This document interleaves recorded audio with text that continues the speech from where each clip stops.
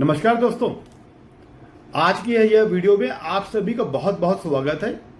यह वीडियो उन बिजनेसमैन के लिए है जो कि बिजनेस अपने कई बार bill to ship to model पर रन करते हैं। अब ये क्या चीज है, इस चीज को अपने डिस्कस करते हैं आज के इस वीडियो में। Friends, I am CA Raman Khatuwala, your GST partner, having a post qualification experience of more than 28 years. Friends, कई बार आप बिजनेस के अंदर में ऐसा सिनेरियो आती होगी कि आप अपने किसी वेंडर को ऑर्डर प्लेस करते होंगे और उसे बोलते होंगे वो जो गुड्स है जिसके आप ऑर्डर दे रहे हो वो वेंडर वो गुड्स आपको नहीं भेज करके डायरेक्टली आपके कस्टमर को भेज दे। ये जो मॉडल है आप यूज करते हो, इसको बोलते हैं bill to ship to model. यानी आपका वेंडर जो है बिल आपको करेगा, शिप करेगा वो आपके कस्टमर को। यानी बिल टू आप हो गए, शिप टू आपका कस्टमर हो जाता है। अब एग्जांपल से समझते हैं फ्रेंड्स हम लोग। आप फॉर एग्जांपल है मिस्टर ए, आपका वेंडर है मिस्टर बी और आपका कस्टमर है मिस्टर सी। अगर मिस्टर सी ने आपको कोई ऑर्डर दिया और आप उस ऑर्डर को फुलफिल करने के लिए आपका वेंडर मिस्टर बी को बोलते हो, आप ऑर्डर प्लेस करते हो मिस्टर बी को और उसे डायरेक्शन देते हो कि वह जो गुड्स है वो मिस्टर बी डायरेक्टली मिस्टर सी को भेज दे और बिल आपको कर देगा मिस्टर ए को। ऐसा क्यों करते हैं फ्रेंड्स कई बार हम लोग? ताकि हमारा समय बचे, हमारी ट्रांसपोर्टेशन कॉस्ट बचे, लोडिंग अनलोडिंग का कॉस्ट बचे, या फिर लोडिंग अनलोडिंग या ट्रांसपोर्टेशन के दौरान कोई गुड्स के टूट फूट होने से या एक्सपायरी होने से, ब्रेकेज होने से बच जाए।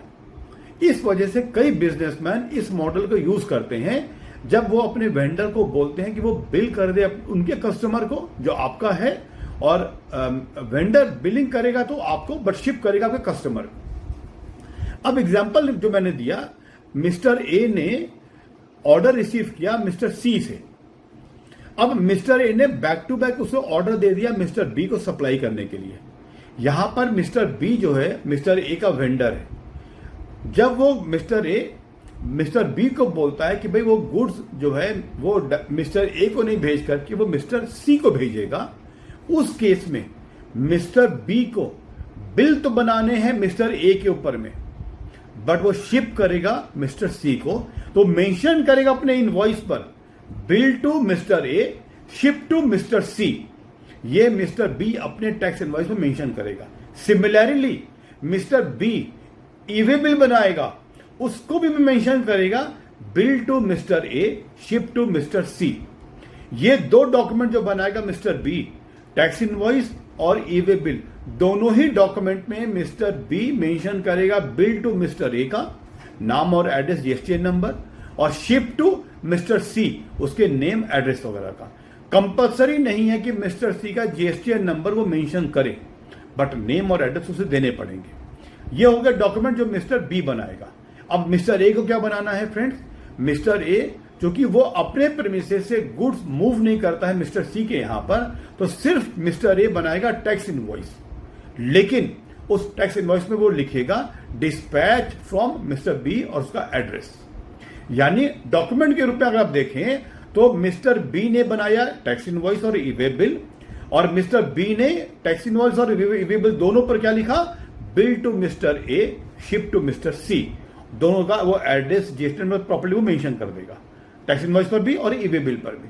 बट मिस्टर बी जो है वो सिर्फ बनाएंगे टैक्स इनवॉइस मिस्टर सी के ऊपर में, और उस पर वो लिखेंगे bill to mister C, dispatch from mister B. उनको मिस्टर ए को ईवे बिल नहीं बनानी होगी। क्यों नहीं बनानी? बिकॉज मिस्टर ए गुड्स की मूवमेंट नहीं कर रहे। गुड्स की मूवमेंट कौन कर रहा है? मिस्टर बी कर रहा है। ये तो हो गए फ्रेंड्स, तीन ऐसे लोग हैं, मिस्टर ए है, मिस्टर बी और मिस्टर सी है। अब ऐसे भी केसेस आते हैं जहां चार लोग इन्वॉल्व हो जाते हैं। मिस्टर ए ने ऑर्डर दिया मिस्टर बी को, मिस्टर बी ने बैक टू बैक ऑर्डर दिया मिस्टर सी को, और अल्टीमेटली मिस्टर डी एक पर्सन है जिसने कि मिस्टर ए को ऑर्डर दिया था। यहां पर सेम मॉडल फिर फॉलो करेंगे हम लोग कि मिस्टर ए ने ऑर्डर दिया बी को, बी ने ऑर्डर दिया सी को।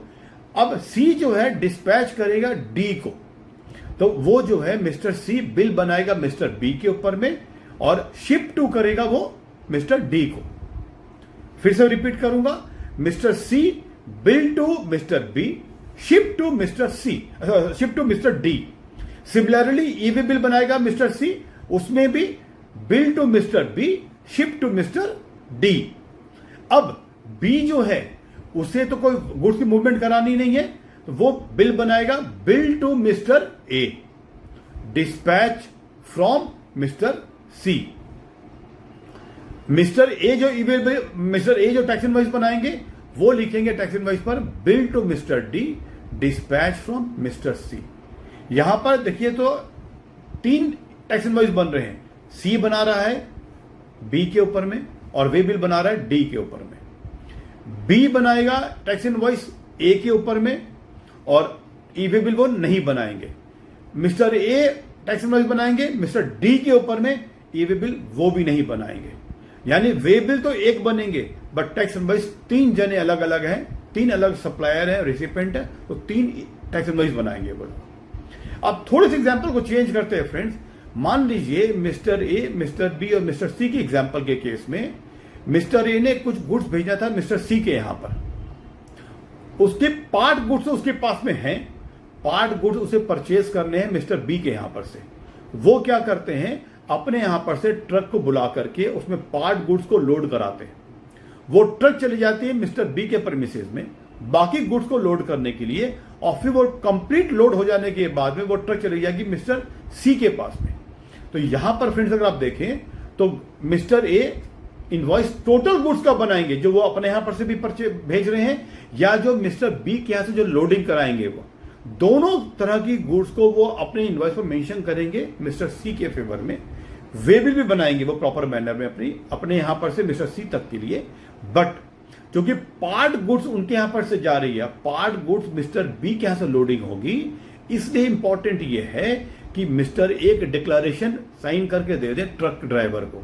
नहीं तो अगर रोड में कहीं पर इंस्पेक्शन हो गई तो ट्रक ड्राइवर को उस मिस्टर ए को दिक्कत आ सकती है। डिक्लेरेशन वो ये मेंशन करेंगे, पार्ट गुड्स पैकिंग लिस्ट लगा दें डिक्लेरेशन के साथ में जो गुड्स उन्होंने लोड किया है, और उसका हवाला देते हुए डिक्लेरेशन लिख दे कि ये गुड्स तो मैं अपने यहां पर से भेज रहा हूं, और जो बाकी बैलेंस गुड्स हैं वो मिस्टर बी के यहां से लोड होकर के मिस्टर सी के यहां चली जाएगी। ऐसे डॉक्यूमेंट लेकर के, यानी जब ड्राइवर मिस्टर ए के यहां से निकलेगा तो वो टैक्स इनवॉइस लेगा मिस्टर ए से जो कि मिस्टर सी पे बना हुआ होगा, ई वे बिल लेगा मिस्टर ए से जो कि उसने मिस्टर ए से मिस्टर सी पे बनाया होगा, ई वे बिल बनाया होगा, और प्लस डिक्लेरेशन और पैकिंग लिस्ट लेकर के वो ड्राइवर वहां से निकलेगा, मिस्टर बी के पास आएगा, बाकी गुड्स को वो लोड कराएगा, और यहां पर फिर मिस्टर बी अपना टैक्स इनवॉइस बनाएगा मिस्टर बी पर, मिस्टर ए के ऊपर में। वो ई वे बिल कुछ नहीं बनाने वाले, सिर्फ वो गुड्स की जो सप्लाई कर रहे हैं बैलेंस गुड्स को, उसकी वो मिस्टर ए को इनवॉइस देंगे, उसकी कॉपी ट्रक ड्राइवर को दे देंगे, और वहां पर से फिर एक पैकिंग लिस्ट चली जाएगी कि ये आइटम हमने यहां पर से लोड किया है। तो मिस्टर बी अपने यहां पर से एक डिक्लेरेशन देंगे, पैकिंग लिस्ट देंगे और एक टैक्स इनवॉइस देंगे। यानी अब उस ड्राइवर के पास में मिस्टर ए की टैक्स इनवॉइस है, ई वे बिल है, पैकिंग लिस्ट है और डिक्लेरेशन है। प्लस जब वो गुड्स लोड हो जाएगी मिस्टर बी के यहां पर से, तब वहां पर से मिस्टर बी की टैक्स इनवॉइस, पैकिंग लिस्ट और एक डिक्लेरेशन, ये चीजें लेकर के वो गुड्स की अगर मूवमेंट कराते हैं तो आपको फ्रेंड्स कभी दिक्कत नहीं आएगी। ये हो गए हमारे bill to ship to model, या फिर पार्टली गुड्स एक जगह से लोड होना, पार्टली गुड्स कहीं और से लोड होकर गुड्स की मूवमेंट कराना। फ्रेंड्स, मैं उम्मीद करूंगा इस वीडियो से आपको अपने बिजनेस को रन करने में कुछ हेल्प मिलेगी, डॉक्यूमेंट्स की क्लैरिटी मिलेगी।